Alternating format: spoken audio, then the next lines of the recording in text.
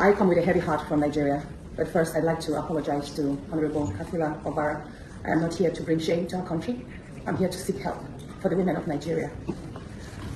Again, my name is Senator Natasha. 5 days ago, on the 6th of March 2025, I was suspended.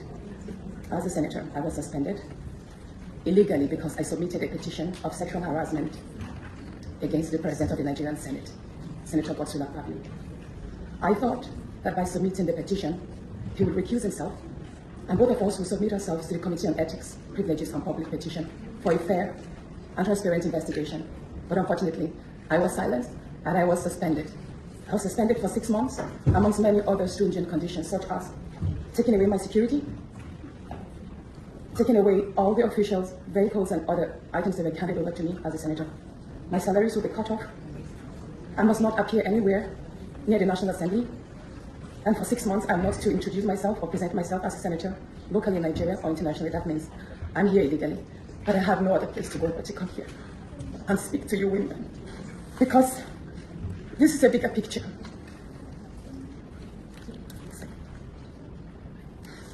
This is a bigger picture. It depicts the crisis of women political representation. My suspension is not just about me. It's about the systemic exclusion of women from political leadership in Nigeria. Women make up 3.6% of political offices. And in the Senate, it's just 2.8. We have 109 men, and only 4 of us are women. So right now, it's 108, with only 3 women.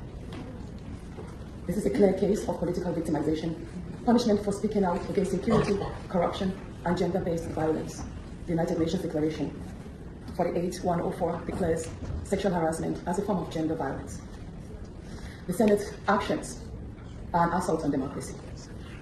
I was elected by my constituents to represent them, yet a few powerful men have unilaterally decided to silence their voices by suspending me for 6 months.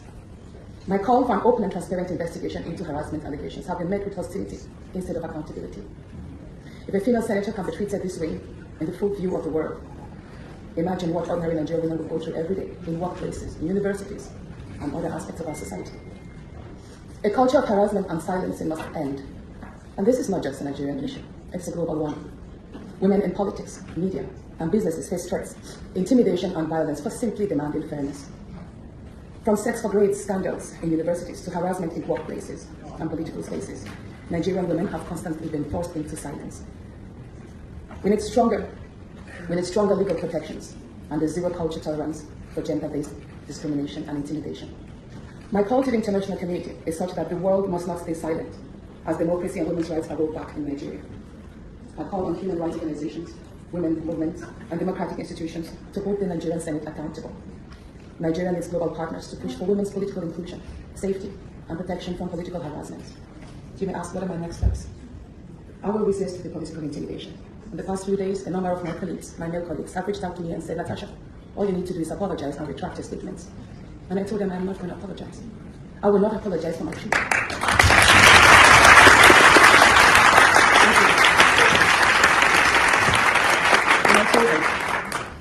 That I will stand the 6-month suspension, and the very first day I return, I will represent my petition on sexual harassment.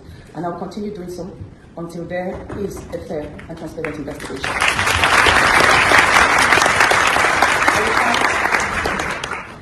I will fight this injustice and continue to represent my constituents, whether the Senate wants to hear me or not. I will work with women's groups, civil society, and legal teams to ensure that this unconstitutional suspension is squashed. This is bigger than me. This is about ensuring that no other woman in politics or public office will ever be silenced again. Thank you so much.